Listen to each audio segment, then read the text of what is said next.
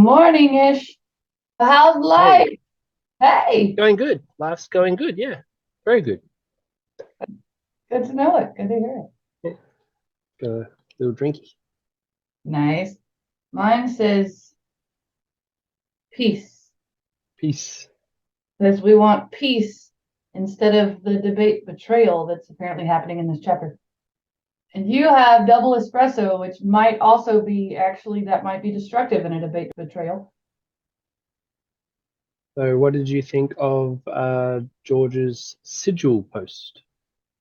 I haven't seen it this morning. I saw not the one from a bit ago, with the picture of the James drawing. Potter? Yeah, on the Yeah. page about sigil. I don't know if we discussed that yet. Yes. So I saw that, and I want to put it in the middle right here. La, ta-da. Isn't it nice? Okay. Having the that seeing his name on a post on the James Potter site was pretty awesome. Yeah, exactly. I'm looking forward to getting that book when it launches. I'm gonna buy it. And Yes. maybe see if I can. Hey, George, can I pay for the shipping and you just sign the book? Yes. Please send me this book, please. Yeah, that's pretty cool. Yeah, I need it. Yeah, I want a signed copy of something. George, I want a signed copy of something. Do a tour. Yes. I'll bring my books and you can sign them. Yes. Nice. Yes, buddy. Good night, mate. Hey man, how are you? Nice to meet you. What's your name? This is Xavier. This is my youngest. He Xavier. should be in bed. Uh-oh. Good night. That's awesome. Xavier. Okay. Now I have a face with the name. That's cool. All right. So the debate betrayal. Yes. Debate betrayal. I need to wake up. The debate betrayal.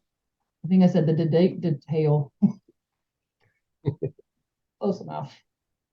Would you like to go first, or would you like me to go first? Gentlemen first today. Okay. Gentlemen first. All right. I'm going to assume you mean me. Yes, that is you, sir. Okay. All right. Chapter 9, the debate betrayal. As James became more familiar with the routine of school, time seemed to slip past almost without his noticing. Zane continued to excel at Quidditch, and James continued to feel an uncomfortable mix of emotions about Zane's success. He still felt a stab of jealousy when he heard the crowd cheer for one of Zane's well-hit bludgers, but he couldn't help smiling at how much the boy loved the sport.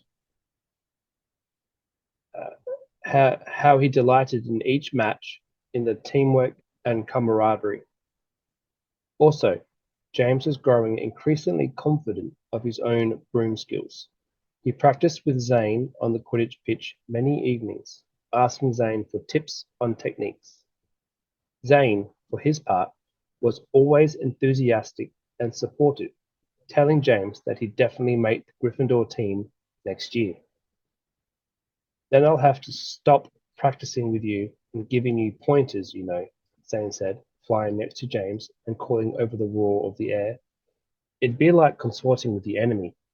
As usual, James couldn't tell if Zane was joking or not.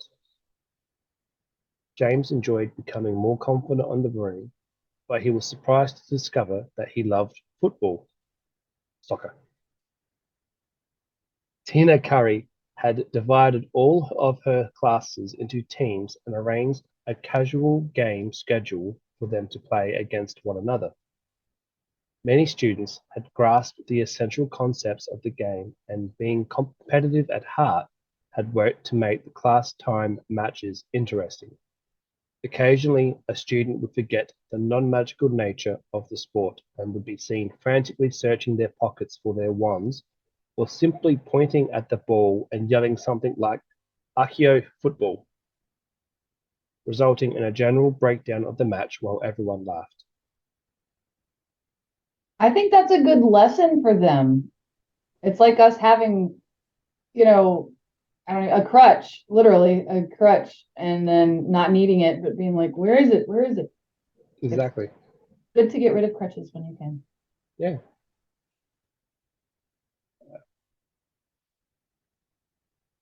Once a Hufflepuff girl had simply grabbed the ball in both hands, forgetting the basic rules of the game, and charged down the field as if she were playing rugby.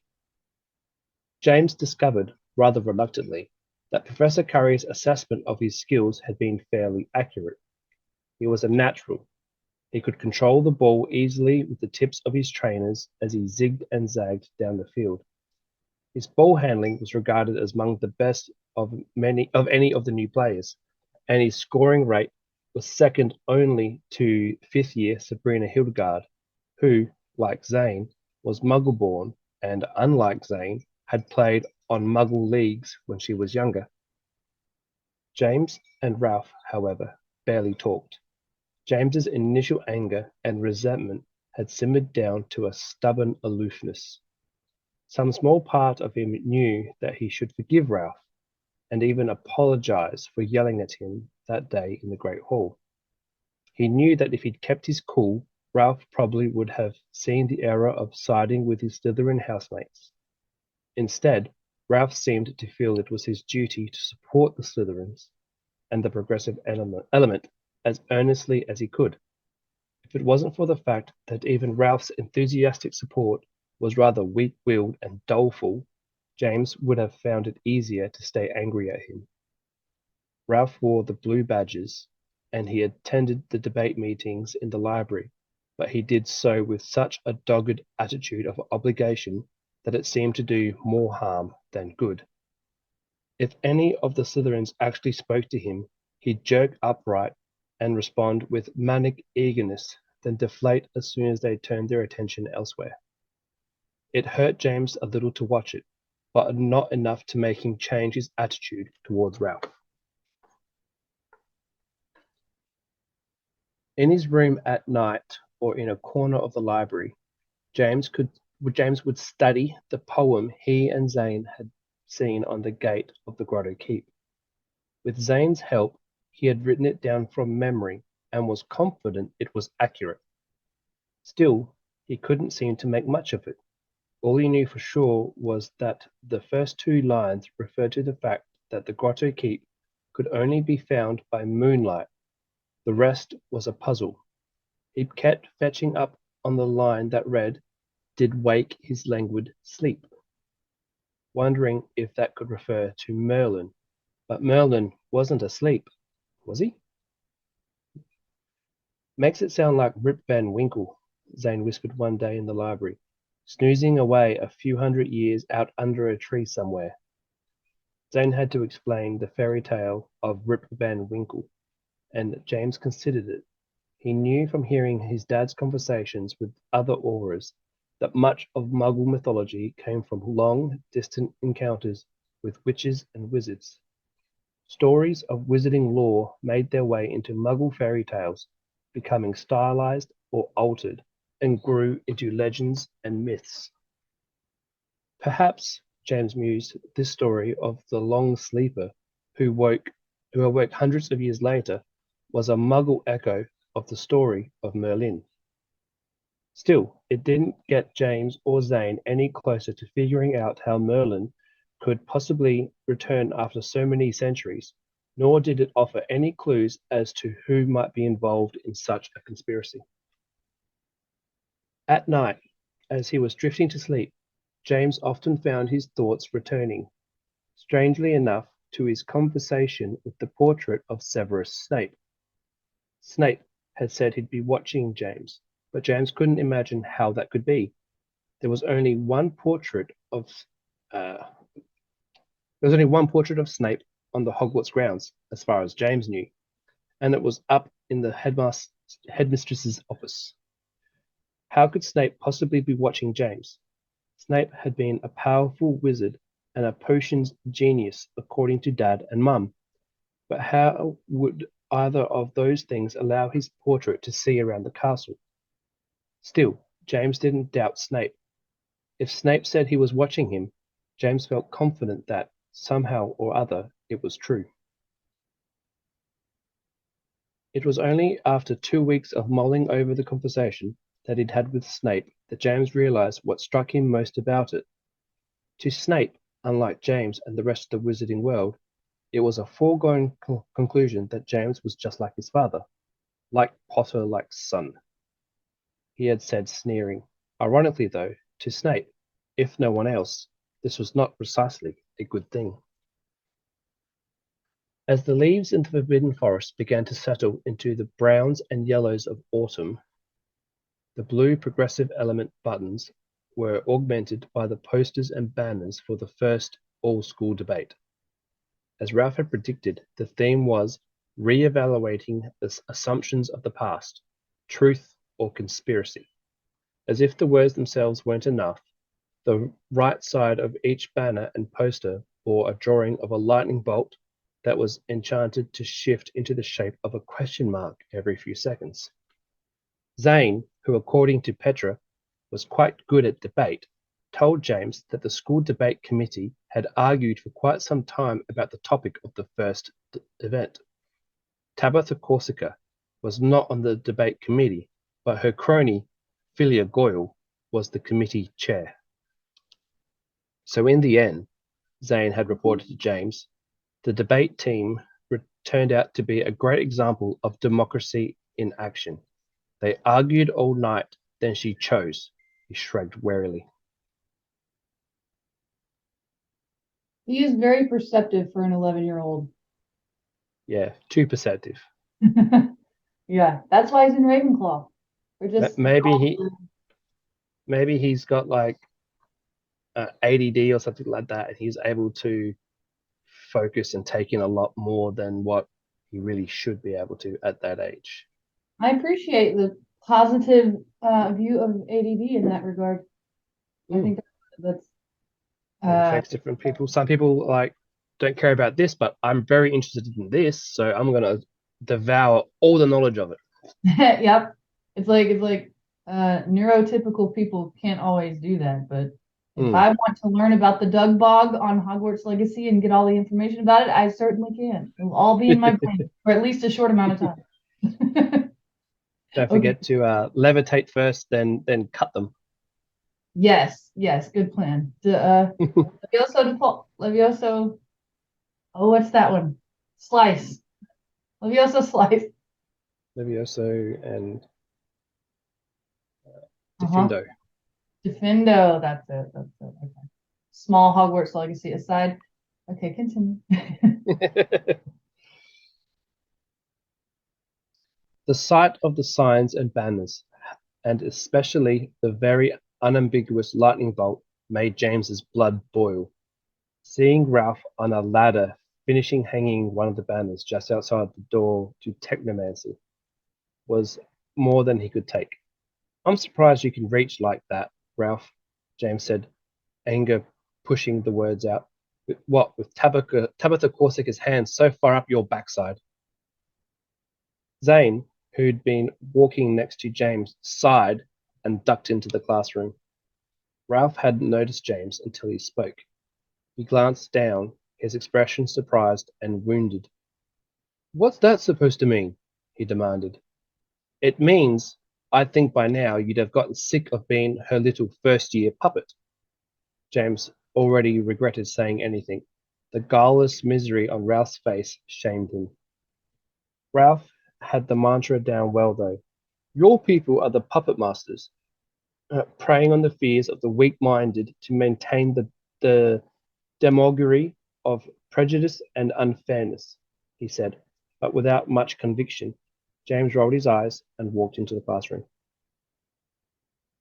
Professor Jackson was absent from his usual spot behind the teacher's desk. James sat next to Zane in the front row. As he sat down, he made a point of joking and laughing with a few other Gryffindors nearby, knowing Ralph was watching through the doorway. The mean pleasure it gave him was hollow and raw, but it was pleasure nonetheless. Finally, the room hushed. James looked up and saw Professor Jackson entering, carrying something under his arm. The object was large, flat, and wrapped in cloth. "Good morning, class," he said in his usual brisk manner. "Your last week's essays are graded and on my desk. Mr. Murdoch, would you mind distributing them, please? On the whole, I am not terribly disappointed, although I think most of you can be relieved that Hogwarts does not generally grade on the curve." Jackson carefully set his parcel on the desk as he unfolded the cloth from around it. James could see that it was a stack of 3 rather small paintings. He thought of the painting of Severus Snape, and his attention perked up. I'm excited. I love this part. Yes, I was going to say, I love this class. Okay, everybody, So, yeah. you're going to like this part. Okay, Right. This class, yeah.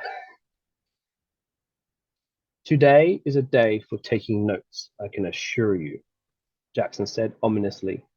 He arranged the paintings in a row along the shelf of the chalkboard. The first painting was of a thin man with owlish glasses and an almost perfectly bald head.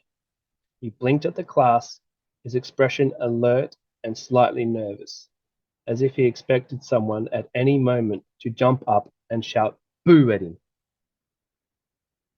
The next painting was empty, but for a rather bland wooded background. The last showed a fairly ghastly clown in white face with a hideously large red smile painted over its mouth. The clown leered inanely at the class and shook a little cane with a ball on the end. The ball, James noticed with a shudder, was a tiny version of the clown's own head, grinning even more insanely. Murdoch finished handing back everyone's papers and slid back into his own seat. James glanced down at his essay. On the front, in Jackson's perfect left slanting cursive, were the words "tepid, but borderline cognate. Grammar needs work." As always, questions about your grades may be submitted to me in writing. Further discussions will be obtained as needed during my office hours, assuming any of you remember where my office is. And now, onward and upward. I almost feel like Jackson is the American version of Snape. It's like there's something about him that seems like he has a sort of a sense of humor, but then he's just mean. He's just mean. Yeah, but he's not gonna pick on anyone just because he had a crush on their mummy. True. He doesn't he doesn't follow his emotions. He's just like grumpy. He's just always wanting to Typical teacher, he has high expectations for his students, and when they don't live up to his expectations, he takes it as an insult. Yeah, and I guess that's a healthier teacher problem than the just being emotional about everything. Yeah. Kids, yeah, if you need help in school, ask your teacher questions. Yes. Yes. Or a Ravenclaw. They're good Yeah. too. Oh, good too. But actually, they might not help you. You might need a Hufflepuff. Just saying. Okay, I'm done now. Yeah, you might need a hug.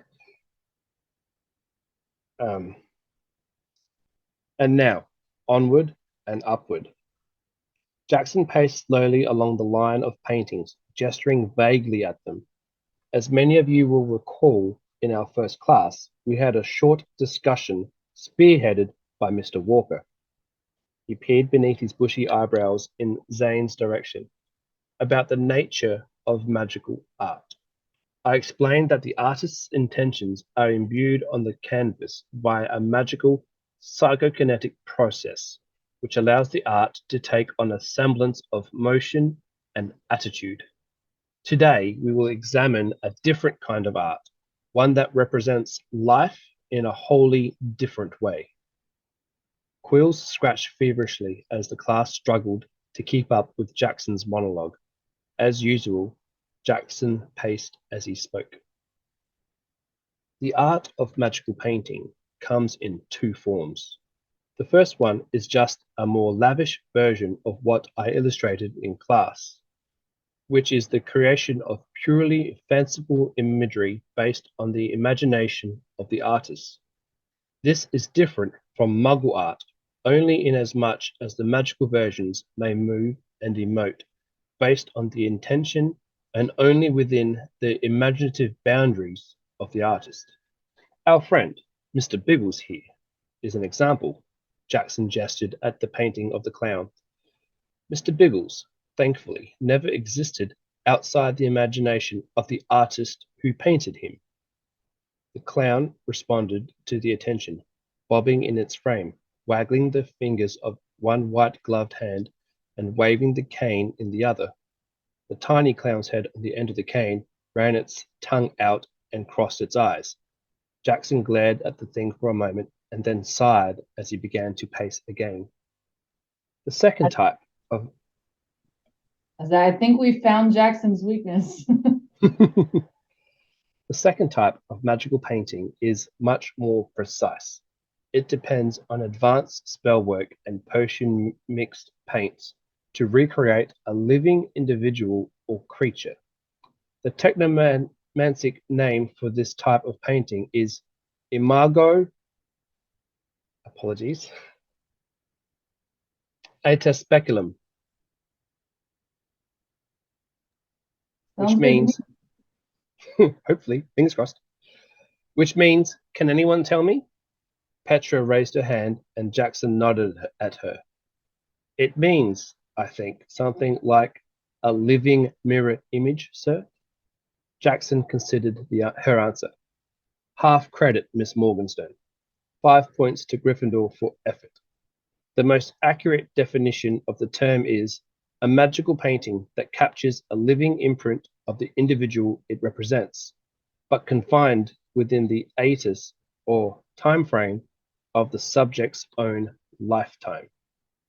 The result is a portrait that, while not containing the living essence of the subject, mirrors every intellectual and emotional characteristic of that subject. Thus, the portrait does not learn and evolve beyond the subject's death, but retains exactly that subject's personality as strictly defined by his or her lifetime. We have Mr. Cornelius Yarrow here as an example. Jackson now indicated the thin, rather nervous man in the portrait. Yarrow flinched slightly at Jackson's gesture. Mr. Biggles capered frantically in his frame, jealous for attention. Mr. Yarrow, when did you die? Jackson asked, passing the portrait on his way around the room again. The portrait's voice was as thin as the man in it, with a high nasal tone. September 20th, 1949. I was 67 years and 3 months old, rounding up, of course. And what, as if I needed to ask, was your occupation? I was Hogwarts school bursar for 32 years, the portrait answered with a sniff. Jackson turned to look at the painting. And what do you do now?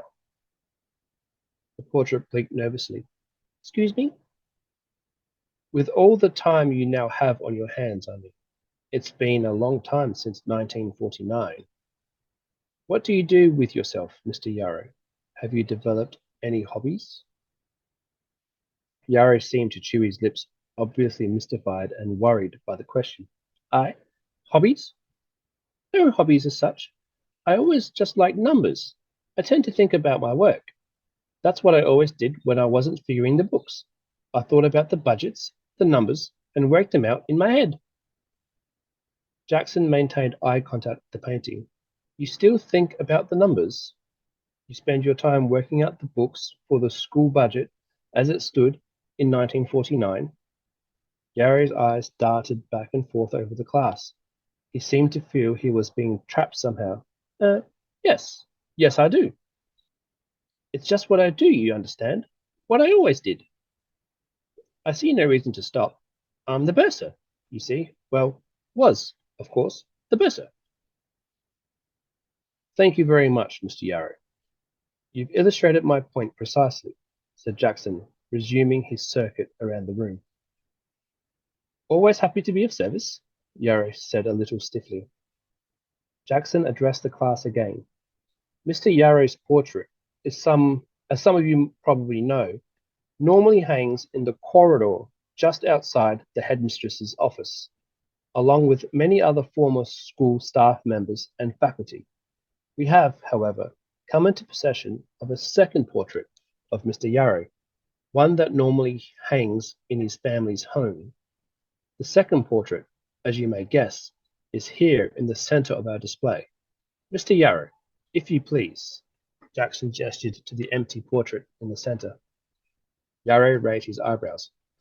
Oh, yes, of course. He shifted, stood, brushed some non-existent flecks of lint off his natty robes, and then stepped carefully out of the portrait frame. For a few seconds, both portraits stood empty. Then Yarrow appeared in the center portrait. He was wearing slightly different clothes in this portrait, and when he sat, he was turned at an angle, showing the prow of his nose in profile. Thank you again, Mr. Yarrow, Jackson said, leaning against his desk and crossing his arms. Although there are exceptions, typically a portrait only becomes active upon the death of the subject. Technomancy cannot explain to us why this should be, except that it seems to respond to the law of conservation of personalities. In other words, one Mr. Cornelius Yarrow at any given moment is, cosmically speaking, sufficient. There was a murmur of suppressed laughter. Yarrow frowned as Jackson continued. Another factor that comes into play once the subject is deceased is the interactivity between portraits. If there is more than one portrait of the individual, the portraits become connected, sharing a common subject. The result is one mutual portrait that can maneuver at will between its frames. For instance, Mr. Yarrow can visit us at Hogwarts and then return to his home portraits as he wishes. James struggled to write all of Jackson's comments down, knowing the professor was notorious for creating test questions out of the least detail of a lecture. He was distracted from the task, however, by thoughts of the portrait of Severus Snape. James risked raising his hand. I just had an image of Neville later in life getting his hands on some of these potion mixed paints and painting a picture of Snape in all of his grandmother's clothes, like he was in the biography. Then having Snape like having to come there. Sneaking into the headmaster's office and swapping the portraits so that every time he appears in there, he's in the vulture. Right. Exactly. Oh, Snape would hate that. I wonder what would happen, like, if you drew a paint, like, Dumbledore's got his portrait in the office and all of his chocolate frog cards. If I drew a caricature of Dumbledore, would that still work? I guess if you have to use the potion mixed paint. Yeah. But if you did that, I would imagine like, hey, I want a picture of Dumbledore in my home. I'm just going to make one and stick it on the wall, What happens if you draw a painting of a person who's already deceased? Would that still work? Oh, like, does it have to be painted before they die? Yeah. Or do they have to? Yeah. Huh. Because when does the painting... Yeah. I don't think it becomes active until after they die. But if you paint it after they die, would it still work? And before they die, interesting. Still a magical painting, would it still talk, but just like randomly, like without their personality? I don't know. I will say that any Harry Potter or like Fantastic Beasts, any of the lore that I've seen since reading this book, like I'm so judgmental of the paintings. I'm like, you're thinking new things and you wouldn't think new things because you only have the personality and memories of your of your deceased inspiration. And actually, I don't know if I've actually seen anybody break this rule because I think it's still Well, All right. So if a painting of a deceased person cannot learn anything after the person is deceased, then how do the portraits of Dumbledore and Snape know who James Potter is? Hmm. Well, yeah, it's like they have to be able to learn, but maybe they. That's a good question. Tricky. I still like it though. Yeah. No explanation is perfect. We'll put it down to that. There are exceptions. Yes. Okay. James risked raising his hand. Jackson spied him and his eyebrows rose slightly. A question, Mr. Potter. Yes, sir. Can a portrait ever leave its own frame? Can it maybe go into a different painting? Jackson studied James for a moment, his eyebrows still raised.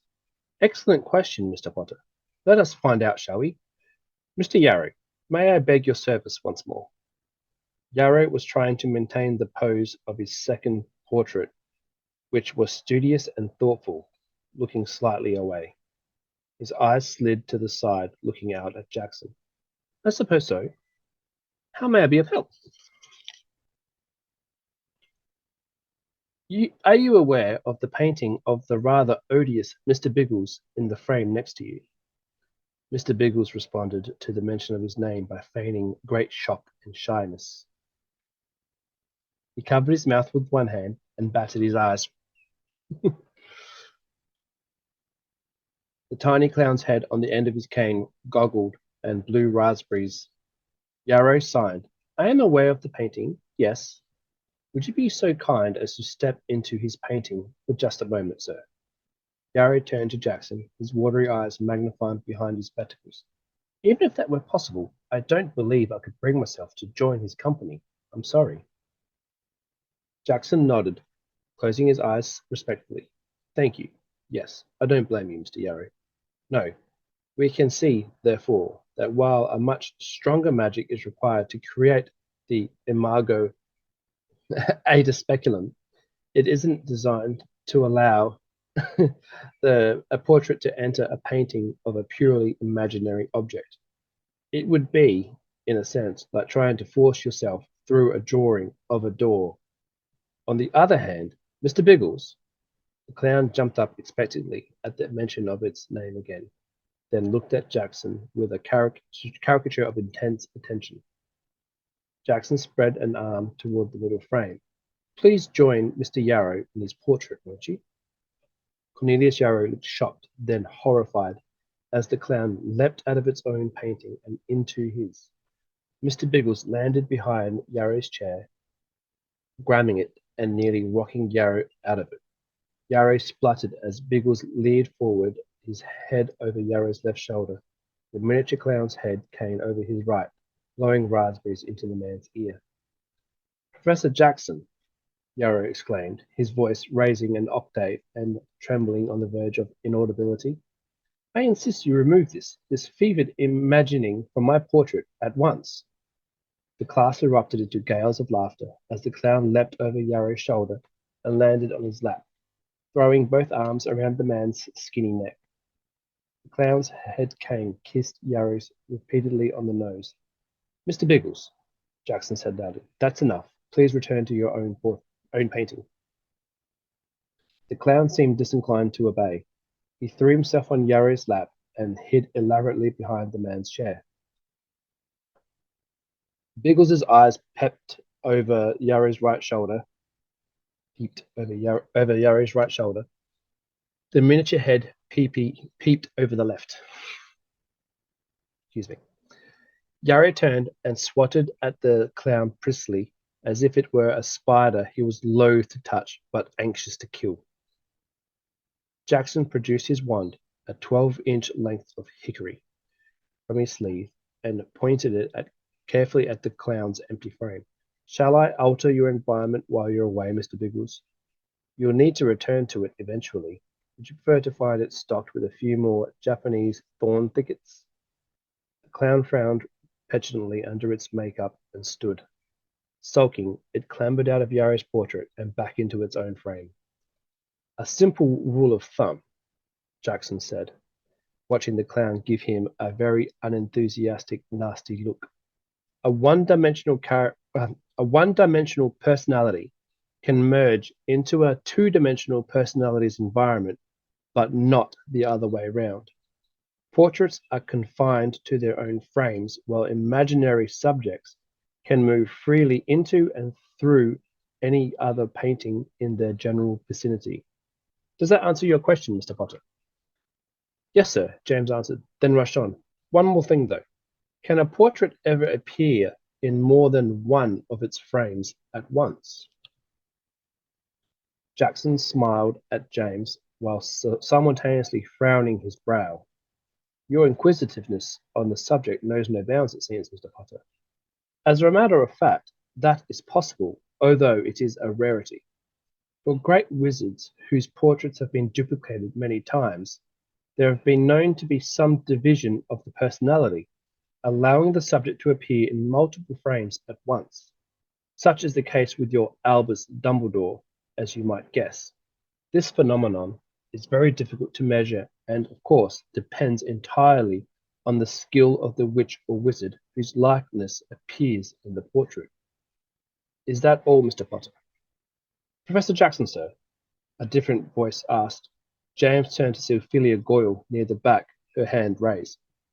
Yes, Miss Goyle, Jackson said, sighing. If I understand correctly, the portrait knows everything that the subject knew, yes? I believe that is apparent, Miss Goyle. The painting reflects the personality, knowledge, and experiences of the subject. No more, no less. Does a portrait, then, make its subject immortal? Ophelia asked. Her face, as always, was stoic and impassive. I am afraid you are confusing what appears to be with what is, Miss Goyle, Jackson said, eyeing Ophelia closely, and that is a dreadful mistake for a witch to make. Much of magic, and much of life in general, I might add, is concerned primarily with illusion. The ability to separate illusion from reality is one of the fundamental basics of technomancy. No, a portrait is merely a representation of the once living subject, no more alive than your own shadow where it falls on the ground. It can in no way be thought to prolong the life of the deceased subject. Despite all appearances, a wizard portrait is still merely paint on canvas. So, remind me, at the end of, during the Battle of Hogwarts, was it Crabbe or Goyle that cast the fire and then died in it? It was Crabbe, right? I think it was Crabbe, yeah. Okay, so this might be Goyle's daughter then. Possibly, yeah. Julia Goyle. She must get her inquisitive nature from her mother. Although it sounds like she's just as dark as her father was. Well, I think she's got her father's looks. Yeah, probably. Yeah, that stoic and passive. And asking that kind of question with a stoic and passive expression is super creepy. Maybe she gets her intellect from her mother, maybe.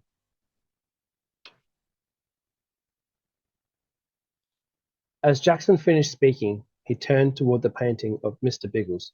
With one swift movement, he pointed his wand at the painting, not even quite looking at it. A jet of clear, yellowish liquid sputtered from the end of the wand and splashed on the canvas. Instantly, it dissolved the paint. Excuse me. Apologies. Mr. Biggles stopped moving as his image blurred, then ran freely down the canvas. The unmistakable smell of turpentine filled the room. The class was deadly quiet. Professor Jackson walked slowly behind his desk. I fancied myself a bit of an artist when I was younger, he said, studying the end of his wand as he turned. Mr. Biggles, horrid as he was one of my better works. You may freely guess what kind of life circumstances could lead to my creating such a thing, as I myself have forgotten. I thought Mr. Biggles was long forgotten as well, until I found him in the bottom of a trunk while packing for my journey here. I thought, he said, glancing over at the streaky mess that ran out of the frame and dripped to the floor, that this would be a fitting end for him.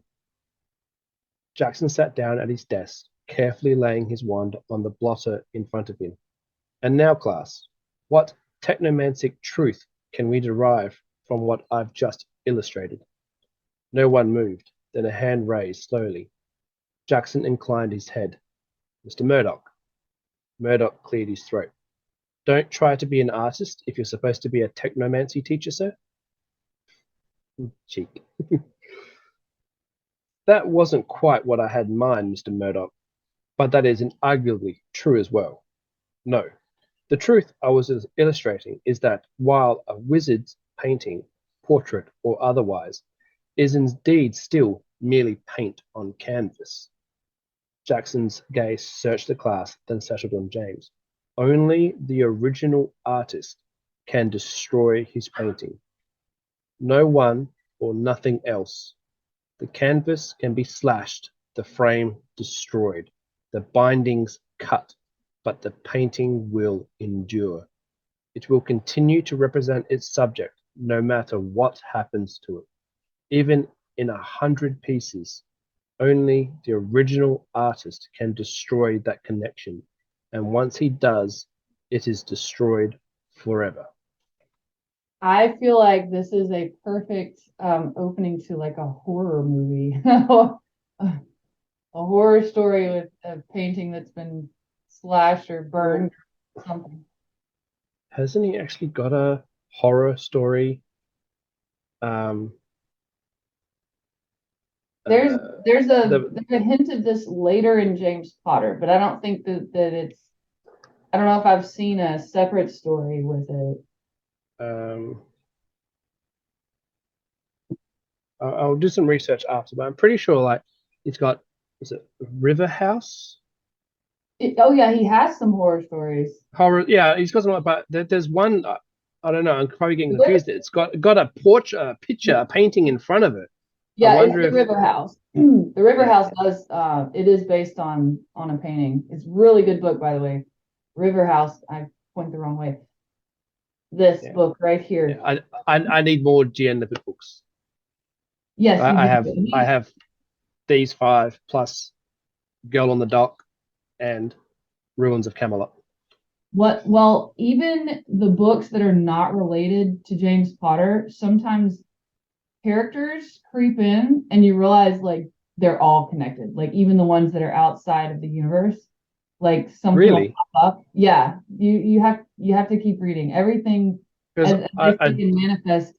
I do know about the connection with Ruins of Camelot. Mm-hmm. But I didn't know that his other books have references and nods and hints. You should read more. Except for Brass with Greer. Yeah. Yeah, I do know about that one. Is it Greer in it? Is it Greer is in it? Yeah. She's called Brass, but yeah, her she's based on his daughter. Yeah, and we sort of meet later. Yeah, but I mean, I'm telling you, the River House, the Nightmare Pearl. Red Eye? I haven't actually read Red Eye. I need to read that one. I actually want to listen to it. It's in audiobook format, so I want to listen to that one. Oh, what else? Okay. Yeah, I'm gonna have to like scroll some. I need to get a physical copy of Girl on the Dock and an audio copy as well. Yes, and Girl on the Dock. Did I read? That's not no, Petra's. No, Girl on the Dock is the in between book 2 and 3. It's a whole book though. It's not like a short story. Yeah. Okay. It's a novella. It is a short story. It's not like it's not like this type of book. It's not like massive. Right. It's a yeah. But I'm trying to remember which one I read on the channel. I've got Merlin's Gift, Harry's First Christmas, and Petra's Getaway. That's what Petra's Getaway. Yeah, that's the Christmas one. Yeah. Yeah, that's what I have on the channel. And then Girl on the Dock comes between books 2 and 3. and it's about her summer which at is home. its own, because it doesn't feature anything to do with. There's no mention of Potters or Hogwarts. It's all his own unique character, so it's his own unique story. Which I think is pretty brilliant. Like you're able to sell that one because it doesn't mention, like you've developed this character so well in just 2 books that we want to know about her summer at home, and we know exactly who she's talking about if she says school or, that kind of thing. So I like that. That's really Maybe we'll get a Zane Walker series set at Armor Aleron. I wonder how Zane Lippert would feel about that.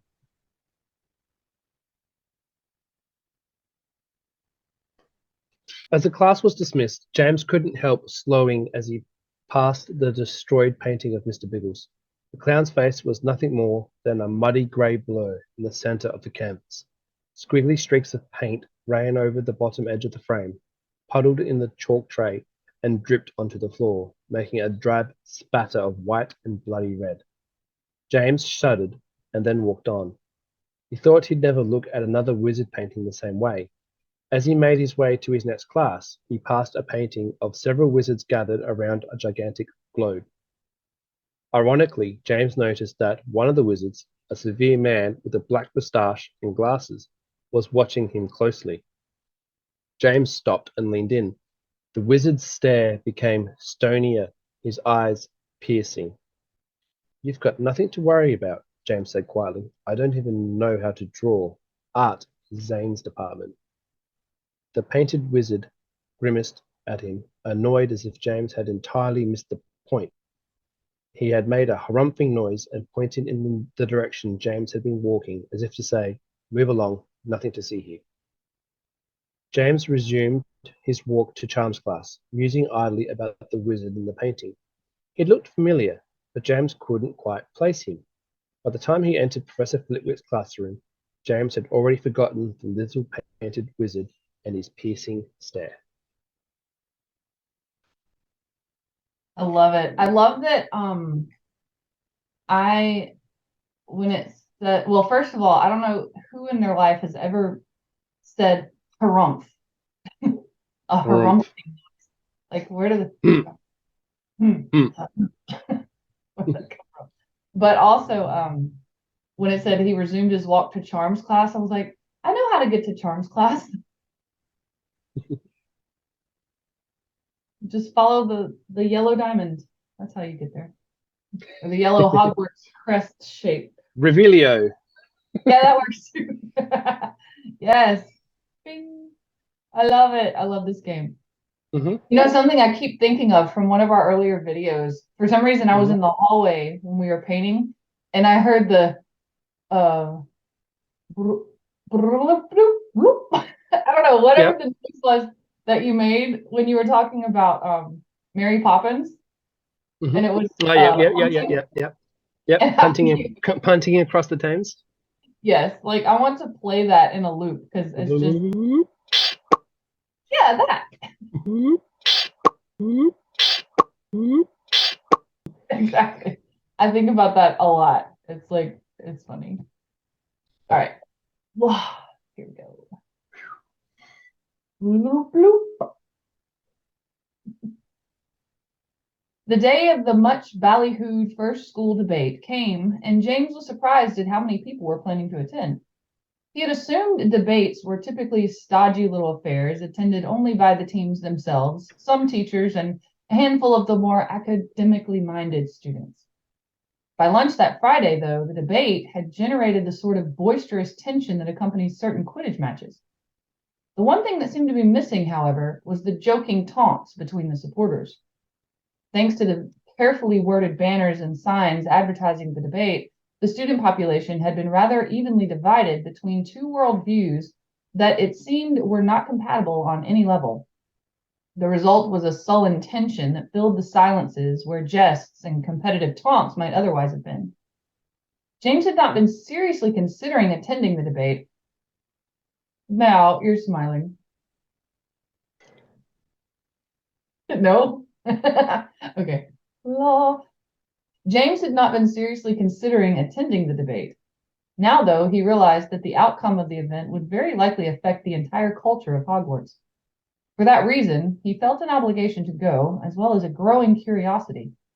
Besides, if Zane was going to be arguing in front of a large portion of the school populace, partly in defense of Harry Potter, James knew it'd be important that he be there to show his support. After dinner, James joined Ted and the rest of the gremlins as they made their way to the event, along with much of the rest of the student populace.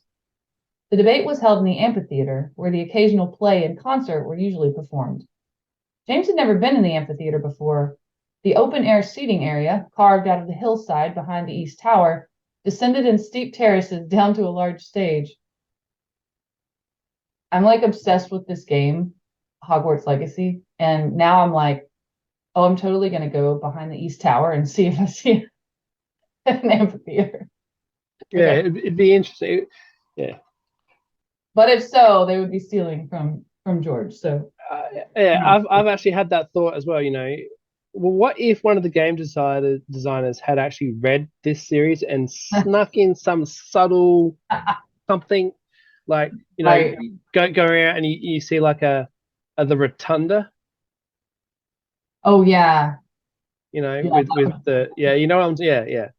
Mm-hmm. That would be interesting. That would have been cool. James had never been in the amphitheater before. The open-air seating area, carved out of the hillside behind the East Tower, descended in steep terraces down to a large stage. As James made his way through the crowded arch that opened onto the top tier of seating, he saw that the stage below was nearly empty. A high-backed, official-looking chair sat in the center rear of the stage, flanked by 2 podiums and 2 long tables, with chairs arranged along their backs. Professor Flitwick was on stage, guiding a phosphorus globe into the air with his wand, placing it among several others that lit the stage at strategic locations. It sounds like the solar system. The orchestra pit had been covered over with a great wooden platform and then arranged with the library table and 6 chairs. Zane had explained that the judges would sit there. The noise of the crowd of students was a hushed babble, nearly lost in the normal evening noises emanating from the dim hills and the nearby forest. Ted, Sabrina, and Damien led the way into a row halfway up the middle section, joining a group of other Slytherins. Noah was already there.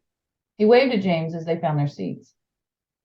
"Gremlin salute," Noah said, performing with a straight face a complicated series of hand gestures that involved a traditional hand to the forehead salute, a raised fist, a waggle of both elbows that looked a bit like a chicken dance, and ended with both hands framing the side of his face, pinky and thumbs extended, apparently mimicking gremlin ears. Here we go. Ted nodded, responding with only the gremlin ear gesture, which was apparently the countersign. However, sorry, that is just like a...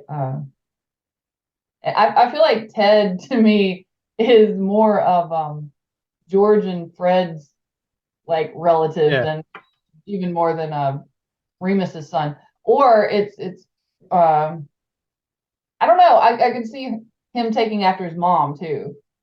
Nymphadora, don't call me Nymphadora, Tonks. Yeah. But he definitely he is the George and Fred of this. Oh, absolutely. I love the Gremlins and the fact that they're an homage to the Marauders. But, more. Yeah, it's like Marauders plus Fred and George antics. Yeah, exactly. Yeah, and they're not just all Gryffindors. They're Gryffindors and Ravenclaws. Right. I love that, the diversity and the interconnection that we have now versus the split, at first. Although I will say that Hufflepuff's still a little bit, left behind a little bit. True. A little bit. Yeah. They might get some love later on. Ted is the son of a Hufflepuff, at least. Yes. And a Gryffindor. True. Very true. So if you get that's where the canon diverges as well. True. And George said that this is like an alternate, he feels like this is an alternate timeline. So if there's things that don't work with the original story, it's not These books, 3 of them were written before Pottermore was a thing, before Cursed Child. Well, the 4th book was up before Cursed Child.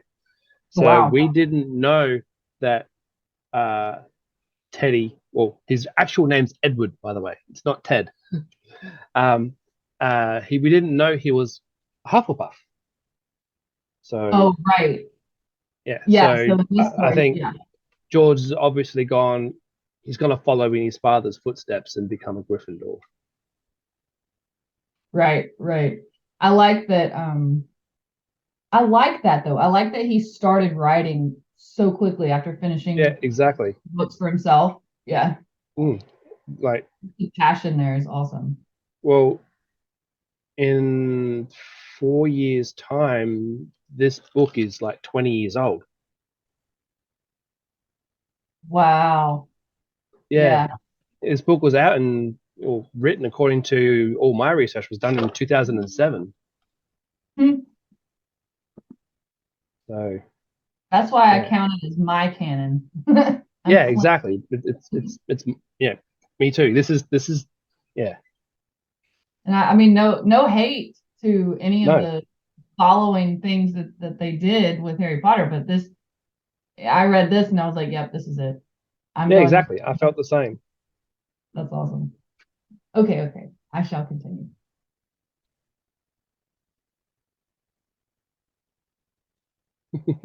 Ted nodded, responding with only the gremlin ear gesture, which apparently was the countersign. Have our friends from Triple W come through for us? Noah nodded. We ran a small test this afternoon under controlled circumstances. Looks even better than we hoped. And, he added, grinning, they provided their services free of charge. George sent a note with the package, asking only that we tell him exactly how it turns out. Uh-oh. Ted smiled rather humorlessly. We'll give him a full report either way. James nudged Ted. What's going on? James, my boy, Ted said, scanning the crowd. Do you know what the term plausible deniability means? James shook his head. No? Ask your buddy Zane. It was invented by the Americans. Let's just say sometimes it's best not to know anything until after the fact. James shrugged, figuring he was sitting close enough to the action to know, probably before anyone else, what the gremlins were up to.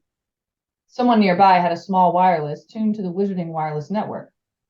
The tiny voice on the speaker burbled away, forming part of the background noise, until James heard the phrase crowded amphitheater. He swept his gaze over the groups clustered near the stage and then saw what he was looking for. A tall man wearing a purple bowler hat was speaking into the tip of his wand.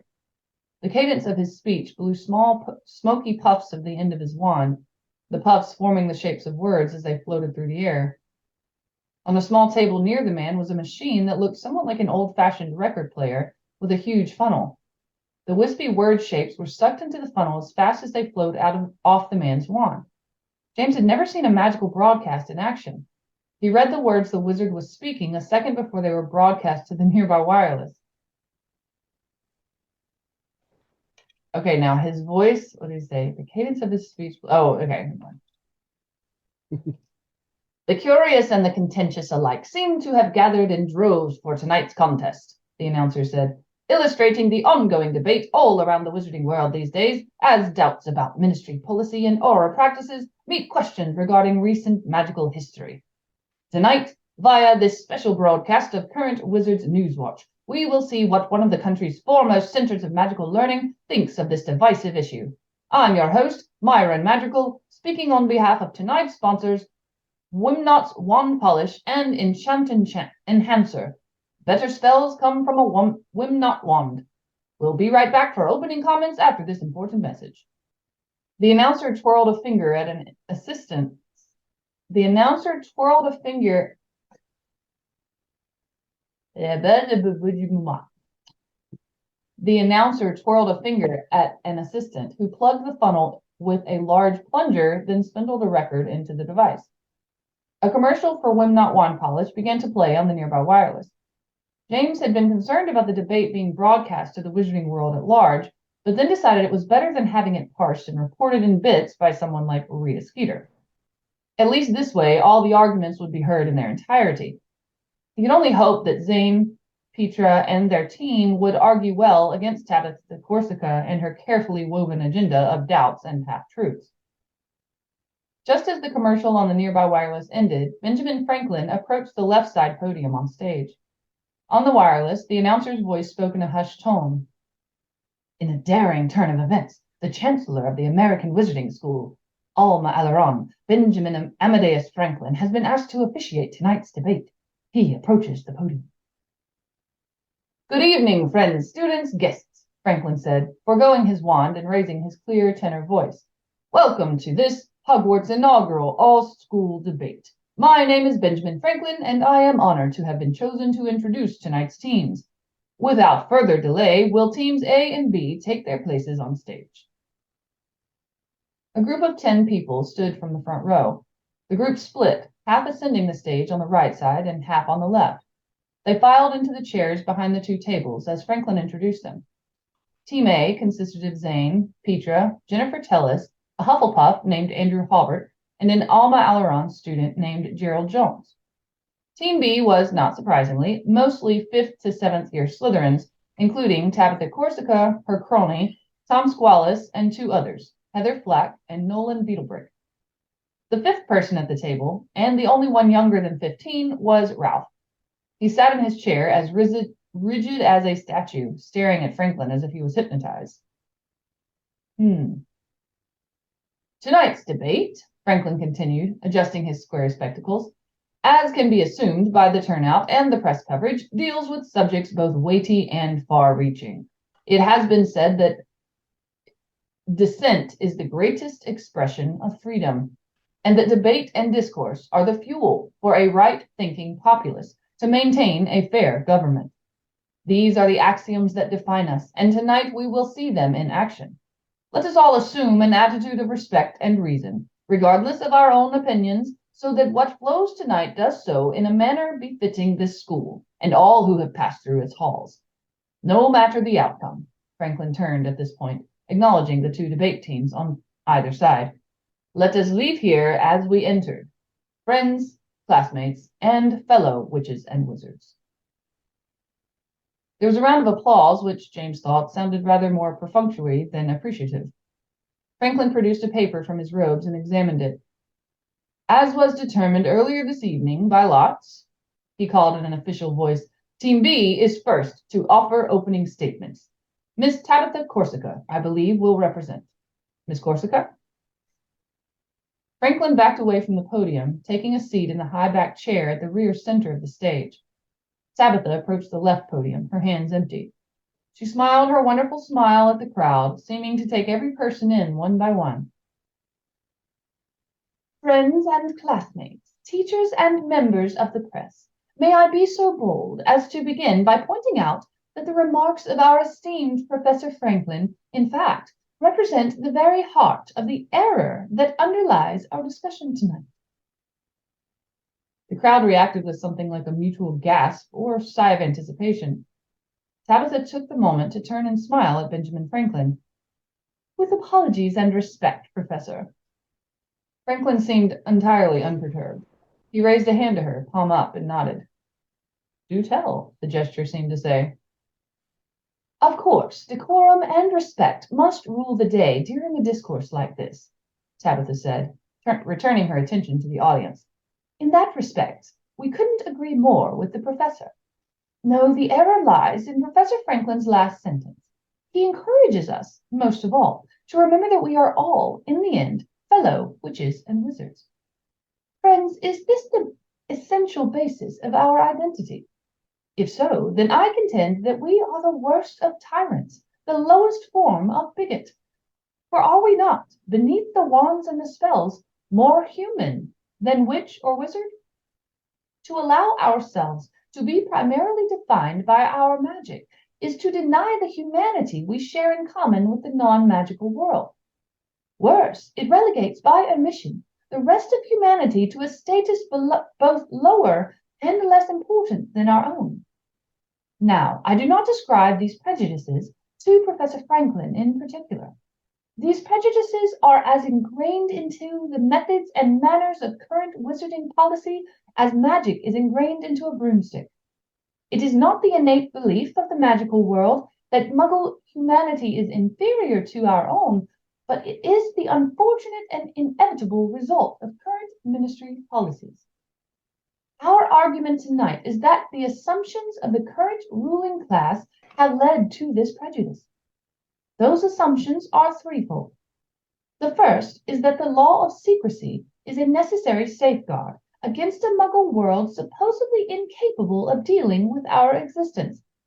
While possibly necessary in a past age, we maintain that the law of secrecy is now obsolete, resulting only in a segregated society that unfairly denies both the wizarding and the Muggle worlds the benefits of each other.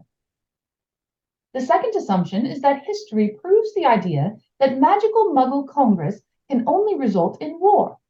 We will argue that this claim has been vastly orchestrated out of a series of isolated and unconnected historical incidents that on their own were unfortunate but relatively unimportant. The specter of the all-powerful evil wizard seeking world rule has been placed alongside the prejudice of the weak-minded Muggle world, incapable of accepting the existence of magical society. Both of these threats, we assert, have been cultivated by the magical ruling class to maintain a culture of fear, thus cementing their own agenda of power and control. And the final assumption we wish to question is the existence of so-called dark magic. We will argue that dark magic is simply a form of complex, if occasionally dangerous, magic, only considered evil because it was mostly used by those who, at one time, opposed the current magical ruling class. Dark magic is, in short, an invention of the horror department, used to justify the squashing of any individual or group that the ruling class feels threatened by. We assert that these three assumptions form the basis of the policies of prejudice against the Muggle world. Our goal is equality, and nothing less, for Muggles as well as ourselves. After all, before we are witch or wizard, Muggle or magical, we are first and foremost human.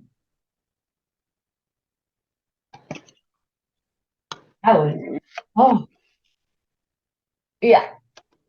But, I mean, as a Libra who sees both sides of things all the time, I'm like, I mean, I get it. She would totally get in my ear. She would be one of those, and I'm like, I don't know how to argue with you.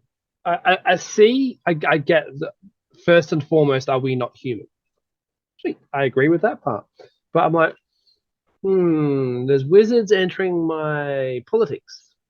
Are they getting there legitimately, or are they using spell work to get a boost? Are they getting an unfair advantage? True, and my first argument to that is, well, people can get unfair advantages without magic. True, people like, say, Lucius Malfoy wouldn't necessarily need magic. Just throw some gold. Right, you have enough money. Of course, I guess wizards would have more chance though, because they could get some leprechaun gold and throw people off. They buy a Muggle lottery ticket, and doesn't matter what numbers they choose, just wave of their wand, and I have the winning numbers. Oh, that's so true. Well, they would have to. Can you imagine all the things that would have to change if you knew? I mean, the lottery probably wouldn't. The stock market would be irrelevant. Yeah. That would just travel. I mean, how many wizards can Muggles? No, Muggles can use a portkey. That's been confirmed. We've seen Muggles using portkeys in Fantastic Beasts. Okay, Kowalski uses a portkey, and hey, I would love to have a portkey, have access to it. Give me a portkey so I can go places and see people. And I mean, wizards would be rich because they could offer things to Muggles that they couldn't. I don't think airlines and the fuel companies would like people having access to portkeys. No. I think I would, if I was a witch in that kind of circumstance, I would definitely make sure I knew how to create a portkey, because then I would have all the, maybe not galleons, but Muggle money that I needed to do like anything. Exactly. And if my kitchen, that would probably be the thing I use the most, like make my kitchen, cook my dinner for me. The most used spell on my end, if I could, would be the cleaning. Was it Scourgify? Scourgify. Yes. Yeah, like dishes just done. Laundry done. I can imagine I would be the Arthur Weasley of which I would be like, how does that work? Okay, let me take that apart. Collecting all kinds of wands and stuff. Wands and toasters and anything I could figure out. Yeah. Here we go. With that, Tabitha turned and walked back to her seat at the Team B table. There was a moment of rather awed silence. Then, to James's dismay, the crowd erupted into applause. James looked around. Not everyone was applauding, but those that were, roughly half, did so with a grim vigor. Outpouring of support from the assembled students, the voice on the wireless could just be heard to say, as Miss Corsica, the picture of composure and assurance, takes her seat. Miss Petra Morgenstern, captain of Team A, now approaches the lectern. Petra arranged a small stack of note cards on the podium as the cheers died away. She looked up, unsmiling. Ladies and gentlemen, fellow classmates, greetings, she said, her voice crisp and ringing.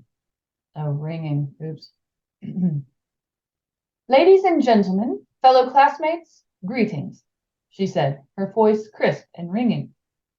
The members of Team B claim that there are 3 points to their argument. There are 3 assumptions.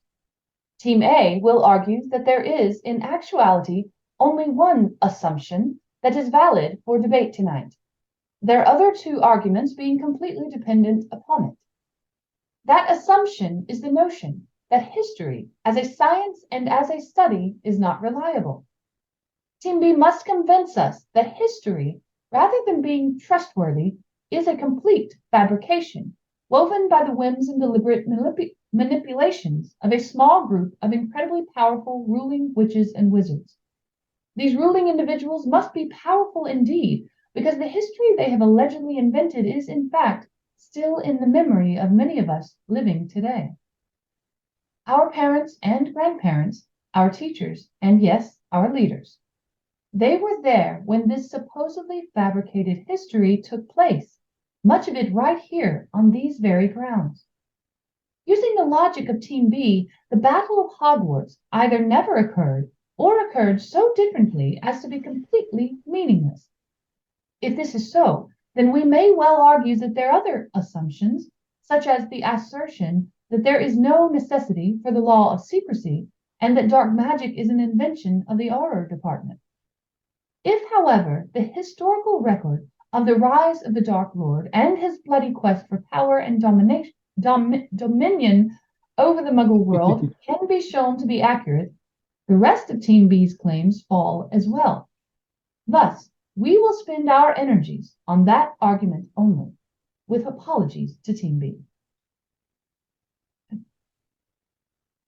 There was another moment of charged silence, precipitated by the mention of the Dark Lord. Then another burst of applause, equal in volume to the previous, but scattered with exuberant whoops and whistles. A short but pithy opening statement by Miss Morgenstern, the announcer's voice said. James saw the man in the purple bowler and read his words as they flowed from his wand to the broadcasting funnel. Apparently crafted on the spot as a response to Miss Corsica's threefold outline. This promises to be a direct and spirited dialogue, ladies and gentlemen. For the next 40 minutes, members of each team took to the podiums, offering argument and counter-argument, all timed and officiated by Professor Franklin. The audience had been instructed to refrain from applause, but this had proven impossible to prevent. One round of applause had been sounded for a team's argument. It seemed incumbent upon supporters of the opposing viewpoint to cheer their own side as well. Night descended on the amphitheater, ominously dark, with only a thin sickle moon low on the horizon. Enchanted lanterns floated over the stairs and archways, leaving the seating areas in shadow. The stage glowed in the center, lit like noonday in the glow of Professor Flitwick's gently floating phosphorus globes. Zane faced off against Heather Flack, debating the assertion that recorded histories were always manufactured by the victors. I'm from the United States, Zane said, addressing Heather Flack across the stage. If your statement is true, it's a remarkable thing that I've never learned anything about my country's occasionally terrible past, from our treatment of Native Americans to... Wait, there's a very important word that I messed up. I'm going to do that again. I'm from the United States, Zane said, addressing Heather Flack across the stage. If your statement is true, it's a remarkable thing that I've ever learned anything about my country's occasionally terrible past, from our treatment of Native Americans to the Salem witch hunts to the one-time institution of slavery. If the victors fabricate our histories, how is it that I know that even Thomas Jefferson once owned slaves? Benjamin Franklin winced at that, then nodded slowly, approvingly. Wonder why he winced. Okay. The supporters of Team A applauded uproariously. Finally, with no clear outcome, the captains of both teams approached the podiums for final arguments. Tabitha Corsica still had first option. I appreciate, she began, glancing at Petra, that my opponent in this debate has made it a point to restrict discussion to this one central tenet, that the recent history of the wizarding world has been enhanced and stylized to instill terror of some fabled monstrous enemy. To be specific, they have continuously raised the image of the Dark Lord, as they prefer to call him. If Miss Morgenstern wishes to evade the other valid facets of tonight's discussion, I will concur. If, that is, she is willing to debate the details of the one figure around whom all the other details revolve, let us discuss the treatment of Lord Tom Riddle. I'm sorry, I love that they are calling him the name that he despised. Like, really? You think you're doing him a service by calling him that? A distinct gasp of surprise and awe washed over the crowd at the mention of Voldemort's name. Even for Tabitha Corsica, James thought, bringing up Tom Riddle seemed like a terrible risk, even if he was, in fact, the heart of the issue. James sat forward in his seat, his heart pounding. The Dark Lord, as the horror department likes to call Tom Riddle, Tabitha said into the hushed darkness, was indeed a powerful wizard, and perhaps even a misguided one. Overzealous he may have been, but what really do we know for sure about his plans and his methods? Miss Morgenstern will simply tell you he was evil. He was a dark wizard, she will say, intent only on power and death. But really, do such people even exist? In comic books, perhaps, and in the minds of those who breed fear. But is anyone in reality utterly and irredeemably evil? No. I suggest that perhaps Tom Riddle was a misguided but well-meaning wizard whose desire for Muggle-wizard equality was simply too radical a notion for the magical ruling class to allow. The powers that be put together a very careful campaign of half-truths and outright lies, all designed to discredit Riddle's ideas and demonize his followers, whom the ministry-controlled media dubbed Death Eaters. Despite this, Riddle's reformers were eventually able to win enough confidence to assume control of the Ministry of Magic for a short time. Only after a vicious and bloody coup were the old powers able to defeat Riddle and his reformers, killing Tom Riddle in the process and defaming what he stood for as mercilessly as they could. This makes me wonder if they ever brought in portraits to be witnesses in, cases. Yep. Because they would remember. So, okay. All through this section here, I'm like, could you imagine someone saying something like this about some of our own sordid peoples from history, like a certain German so-and-so. I don't want to use names. I don't want to cause any issues, but yeah. So you don't want to glorify anybody, but Yeah, I mean, it's like just to come out and say it was completely made up, especially when it was just the generation before when it happened. Yeah. That's, yeah, cool, man. As Tabitha spoke, a grumbling spread around the assembled crowd. The grumbling grew into isolated shouts of outrage, then calls of, "Let her speak!" Finally, just as she finished, the crowd erupted into an agitated frenzy that James found frightening. He glanced around. Many students had stood and were shouting through cupped hands. Several had climbed onto their seats, stomping or shaking fists. James couldn't tell who among the crowd was shouting for or against Tabitha. At the height of the disturbance, James had a vague sense of Ted Lupin and Noah Metzger huddling around something. Suddenly, there was a burst of blinding light between them, throwing them into a stark silhouette. The light shot upwards, filling the amphitheater with its glow.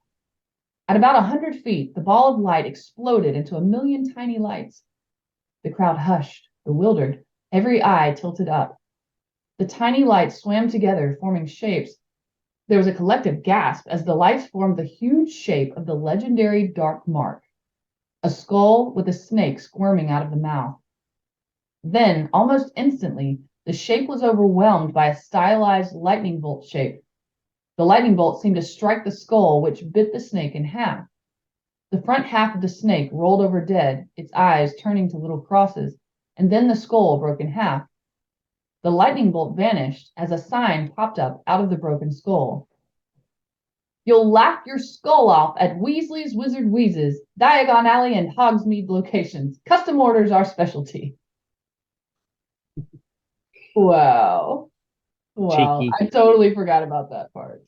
I love it.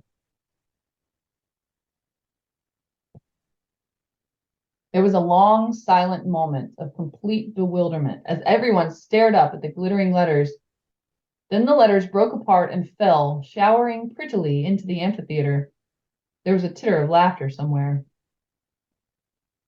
"Well," Professor Franklin said, having stood and moved to the center stage, "that was, I must admit, a well-timed, if somewhat puzzling, diversion."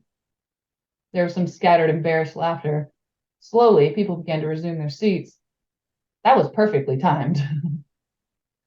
James turned toward Ted and Noah, who were squinting and looking dazed, blinded by the Weasley brothers' special order fireworks. "Bloody Weasleys made a public service announcement out of it," Ted muttered. Noah shrugged. "Guess that's why it was free of charge." "Ladies and gentlemen," Franklin continued, "this is indeed a subject of much passion for many of us, but we must not allow ourselves to become carried away. Miss Corsica has made some assertions that are, to many of us, very difficult to hear. However, this is a debate, and where I come from, we do not," he said with great emphasis, "squash debate simply because an argument makes us uncomfortable. I hope we can complete this discussion with dignity. Otherwise, I am sure the headmistress will agree with me that postponing final arguments will be the only recourse. Miss Morgenstern, I believe you had the floor." Franklin sat back down, and James sensed that he was far angrier than he was letting on. Petra stood behind her podium for several seconds, eyes down. Finally, she looked up, obviously shaken.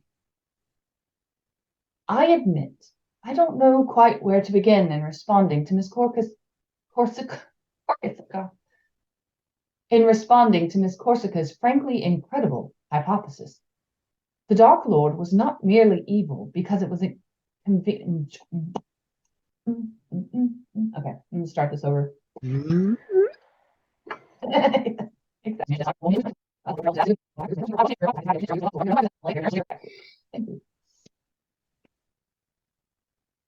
I admit, I don't know quite where to begin in responding to Miss Corsica's frankly incredible hypothesis. The Dark Lord was not merely evil because it was convenient for those in power to call him so. He used unspeakable methods to gain and maintain power. He was known for freely using and for instructing his followers to use all three unforgivable curses. Lord Voldemort was no more interested in Muggle equality than... She stopped, fumbling. James pressed his lips together furiously. He felt for her. There were so many lies to address. Any that slipped past would be touted as truths she was reluctant to admit. Miss Morgenstern, Tabitha said, her voice beseeching, do you have any basis for these claims, or are you simply repeating the things you've been told? Peter looked over at Tabitha, her face pale and furious. Only the totality of recorded history and the living memories of those who have experienced it firsthand, she spat. It is incumbent on you, I suggest, to provide proof for your claims that Lord Voldemort was anything other than what all of the accepted records tells us he was. Since you mention that, Tabitha said smoothly, I believe that there are individuals here in this evening who were first-hand witnesses to the Battle of Hogwarts. We could settle accounts right now, if we desired, by interviewing them in person. This is not a courtroom, though, so I will merely ask the following.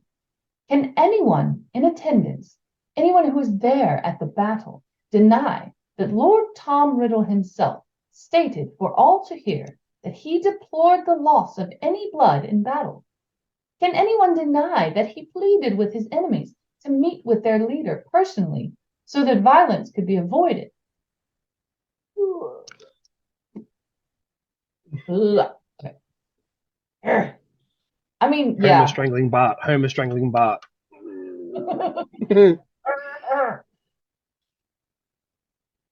I mean, like, this is the kind of thing. Yes, like you hear. Yeah, I know. Woosah. Like you said, the event in Germany years ago that just imagining somebody talking about him and saying, here's the things he said. And there's probably things he sounded very grandiose and very, whatever. And you bring that up and you just completely ignore all of the really, really bad stuff. So anyway. Okay. Potterheads, we are glad that you're here. We're glad that you understand our frustration with this argument. Let us continue. Exactly, yes. Tabitha peered out over the audience.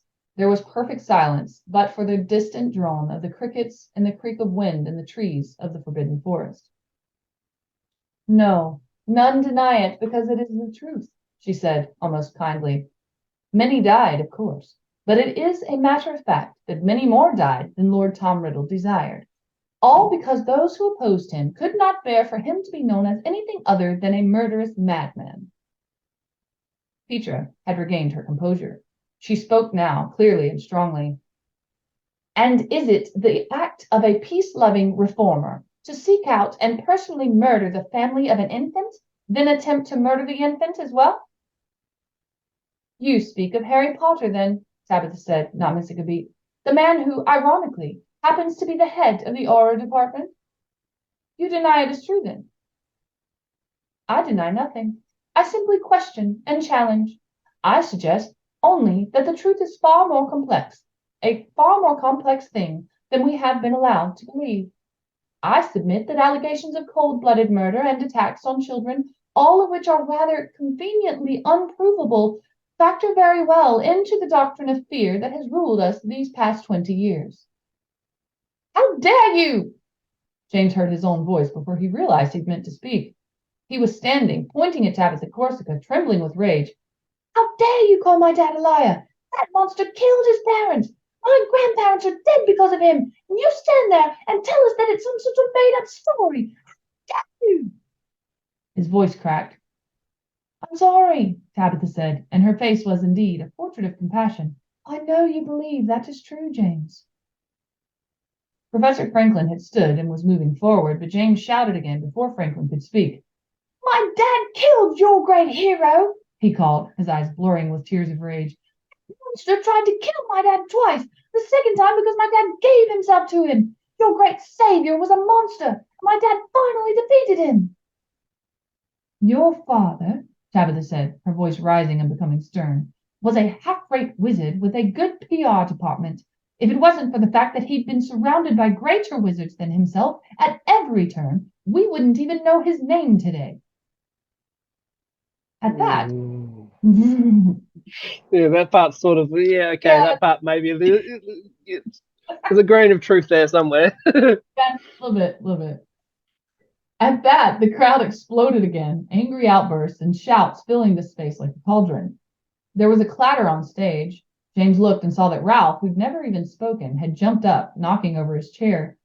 Tabitha turned and looked at him, and he met her eyes for a second. Sit down, she mouthed at him, her eyes livid. Ralph returned her glare, then turned resolutely and left the stage. James saw it, and even in the midst of his anguish and fear at the nearly rioting crowd, his heart rejoiced. Yay. There was no point in continuing the debate any further. Had Mistress McGonagall joined Professor Franklin on the stage, and both shot red flares from their wands, restoring order to the amphitheater. With no preamble, the headmistress instructed all the students to return immediately to their common rooms. Her face was stern and very pale. As the crowd muttered and grumbled, funneling through the arched entryway back into the castle proper, James saw Ralph working toward him through the crowd. He moved aside until the larger boy called up. I can't do it anymore, Ralph said to James, his voice low and his eyes downcast. I'm sorry she said those terrible, stupid things. You can keep hating me if you want, but I just can't keep up with all this progressive element rubbish. I don't know anything about it really, except that it's just too much work to be so political. James couldn't help grinning. Ralph, you're a brick. I don't hate you. I should apologize to you. Well, let's apologize later, okay? Ralph said, working his way toward the archway with James following in his wake. Right now, I just want to get out of here. Tabitha Corsica has been staring holes in me ever since I left the stage. Besides, Zane says that Ted's invited us to hang out in your common room. He wants to gloat over having won over a member of Team B. That won't bother you? James asked. No, Ralph replied, shrugging. It's worth it. Gryffindors have better snacks. Oh, that's awesome. Oh, that's the end of it. That's the end of the chapter. Chapter 9 done and dusted. Whew. Oh my gosh. Love it. Okay. I want to get close to the camera too. Hi. Hi. Okay. All right. Awesome. Yay. So, chapter 9. Oh my gosh, the debate. I really feel like George threw in some of his own questions in there. Like I feel like he was able to use this book as his own debating ground for how does this work and how does this factor in? Like this is such a cerebral book, especially that chapter. Not only the potion making or the potion mixed paints creating the portraits. I love all the technomancy lessons in the book. Yeah. Technomancy, technomancy, potato, as Zane would say. Yeah, exactly. Full quantum. It's all quantum. Yes, that's what it is. Oh, funny. Yeah. I would really, if I could go to Armor Alaron, technomancy is definitely a subject I'd be picking up. Yes, absolutely. I think whenever I tell people about this book, I mention technomancy and I mention the thing about Snape. I'm not going to say anything else. And those are the things that really get them interested. Really, okay, no spoilers. So that's the kind of the thing. Yeah. That, and I think, what's the other thing? Just that James is not like it's not a repeat story. It's not. Yeah. How often, if you like talking to someone new and they mention that they're a fan of Harry Potter, do you get the whole James Potter, what are you talking about, James Potter? Oh, absolutely. Yeah. Anytime I meet a Potterhead or somebody that even mentions they've seen the movies, I'm like, there's a book you should read. Yeah, or same. video. We could be out, me and my wife could be out and about and bump into a complete stranger at a shop and they're wearing like a Harry Potter shirt or something like that, and I'm like, hey, nice shirt, whatever. And then we'll get talking, and if she sees me reach for my phone, she's like, you're gonna show the photo, aren't you? I'm like, yes, I'm gonna show the photo. Oh, that's awesome. Photo of my book collection, and you should send me that photo and let me put it right here. Yeah, I'll do that. Right do that right now. Okay. But the number one question that usually comes up when I mention James Potter series, they instantly go, Harry's dad. He's not, like, no, the other James. Like, there's another James. Yeah, Harry's firstborn son. Yeah, it seems like a lot of people missed the epilogue. Like they forgot about the kids. Or, yeah, or they just read Cursed Child and they're all about Albus as the um, Yeah, they think next about Albus, right? child. Um, I love that, and this is not a spoiler, this is just information, but I love that he had to include the epilogue later because he had to make it part of the yeah, story in James Potter in book two because that was when things were yeah, happening, exactly. Yeah, and he makes it even better. Like he literally yeah, I do. you get to see what I James agree. did when he ran off and came Yeah, back. Yeah. um, yeah, I do tell people that it's if you follow the Pottermore and know more of the story and background other than what's in the books, you will come across some things that hey don't match up. But as I tell them, these books were written before many of the canon Right. information was even out. Yeah. Um, so some things don't line up, but it doesn't kill the story. Not at Like, all. And yeah, I like appreciate that he says it's a different timeline, yeah, yeah, and absolutely. I did even though he said that, I was like, I'm just taking it as my canon, so I don't have to worry Yeah, about same. I completely agree. And there are a lot of people out there that unless the story is officially by J.K. herself, they're not interested. Um, Mhm. whereas I know there's a lot of fan fiction out there, each to their own, Yeah. but I can't. If a story deliberately breaks the kid doesn't, like for instance, an example that comes up is Drarry. I You was know, gonna say either that or Draymini. I think that would be the Hermione next. or Yeah. Sevmini or Snarry or anything like that that deliberately breaks the canon to tell the story. I just can't get involved in it because I know that's not how it goes, and I don't need to Yeah. reread Harry's story.